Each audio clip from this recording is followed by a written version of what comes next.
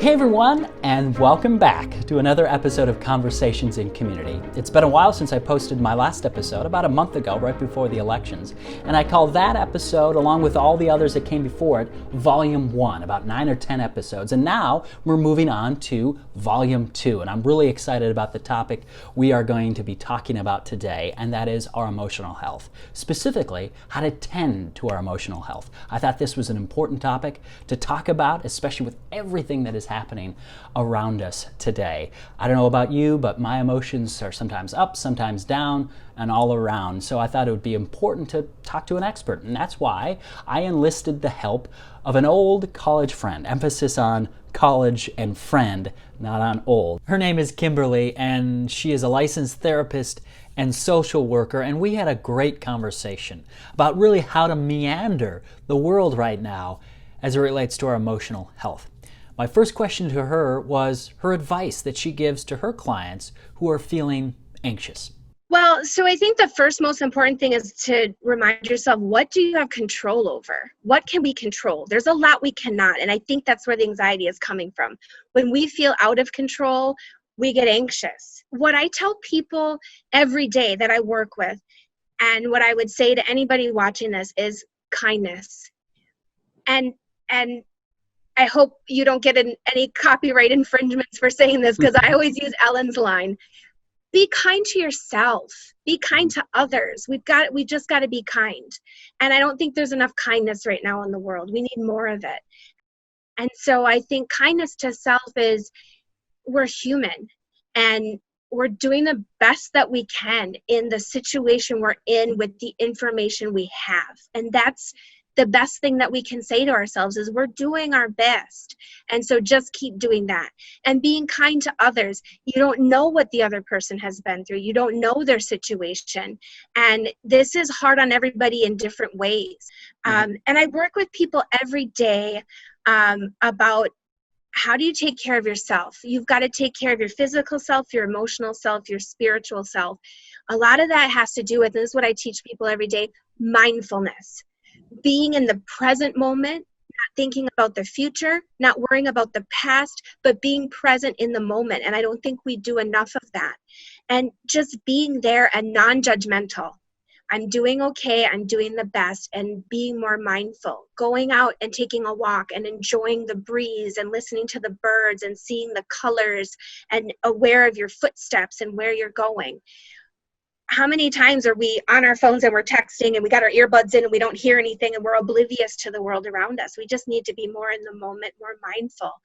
Deep breathing. I teach people every day just how to breathe deeply and be aware of your breathing, so that you kind of take those thoughts that are stressing you out and let them go for a minute, just so you can have a break. I talk to people about your sleep. Do you know you spend about a third of your life in your bed? So your bed should be comfortable. Your bedroom should be quiet and dark. It should be a place you can rest and relax. No TVs, no cell phones, no blue lights. I didn't want to wear them today because I don't want to look like Buddy Holly, but these are my blue light.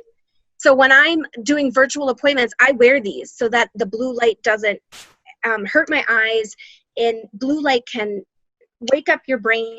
So people are looking at their phones at night and they're watching TV, and that blue light is waking them up and it's distracting them and they can't sleep. So there's a lot of sleeplessness going on. And if we don't get enough sleep, we can't function. Our bodies aren't going to work right. We can have memory issues. We can be more susceptible to getting sick, which means we're more susceptible to getting COVID because we're getting run down.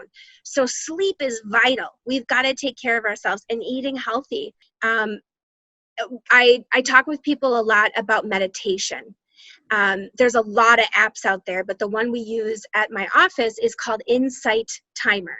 And it has a lot of free apps on it, or a lot of free meditations. You shouldn't have to, there's a paying part of it, but you shouldn't have to pay for it. But there's sleep ones, there's anxiety ones, there's gratitude, there's just music ones. So whatever works for people. And a lot of the people I work with now are using those, and they're finding a great improvement in their sleep. They can fall asleep faster. They're not laying there for hours waiting to go to sleep. Or they wake up in the middle of the night a lot and they can get to sleep. They can get back to sleep faster. They're not laying there waiting to go back to sleep. So I highly recommend trying. And you can, even if you don't want to do an app on your phone, you can go on YouTube, and you can even find free meditation on YouTube and guided meditation. So someone is talking you through the meditation. And that's more about mindfulness, being in the present moment.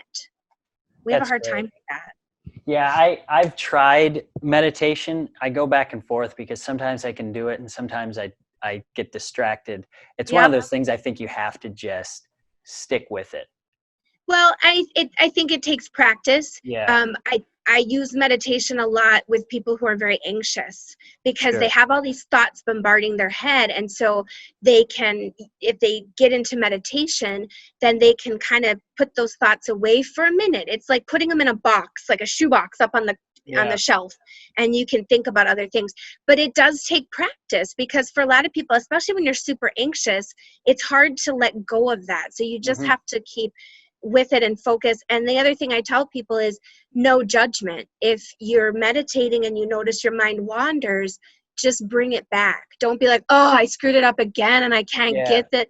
No, just, I noticed it, bring it back and keep going. And it takes practice. I agree with that. Last thing though that I'll say that you mentioned too is gratefulness. Gratitude. I think I just started recently doing a gratitude journal, and it's wonderful. I mean, to me, gratitude fills your bucket. Yeah. And it's not and it is practice gratitude, because I think most people, at least I do, the first thing you think about is, how can this go wrong? Why isn't this working? All the negative stuff, rather than even just small things like, oh, it's movie night in our house tonight. I can't wait for that. Something a little optimistic that just goes a long way. You're right. We don't do enough of that. I mean, Thanksgiving is our one time a year where we're thankful for things, but really we should do that every day. Be thankful, be grateful.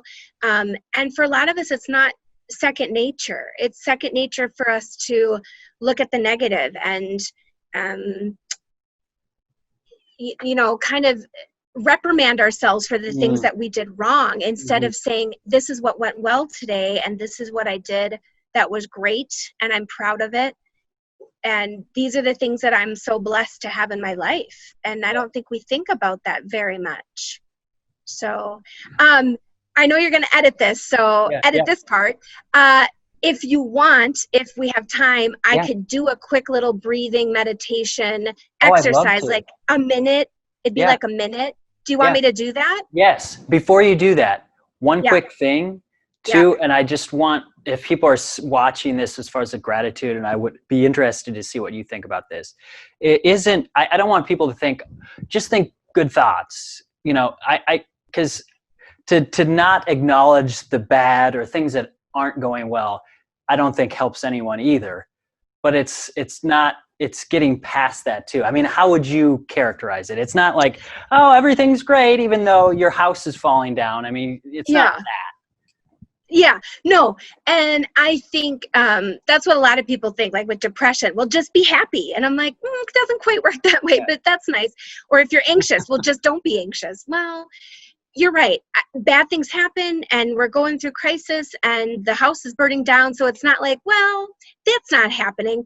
But looking at it and going, you know what? I know our house is collapsing around us and burning down, but we made it out safely. We are alive. That's good. And what are we going to do about the burning house? We're going to call the fire department and they're going to come and help us, and we're going to rebuild, and we're going to call the insurance company. And so you figure out, with the bad stuff, what can I do about it? Here's that control again. What control do I have over the situation, and can I change? And the things you can't change or you don't have control over, maybe you need to get help. You can't stand by and watch your house burn down and do nothing about it because you don't know what to do. You call for help. And I think we're seeing a lot more people. This kind of wasn't where you were going with this question, but I'm going to go here. This is great. I think we're seeing a lot of people turning to therapists like myself, coming in for therapy because they don't know what to do. And they've never been in this situation before. And what I keep telling people, the first line I say to every patient I have is, We're living in unprecedented times. We're living in scary, trauma-filled times, and we have to get through this together. And this is how you do it. You ask for help when you need it, and you go to people, you go to the experts. If you have something physically wrong with you, you go to a doctor. If you're struggling with your emotions, you should go to a therapist, not try to just handle it on your own. Some people can, and that's okay.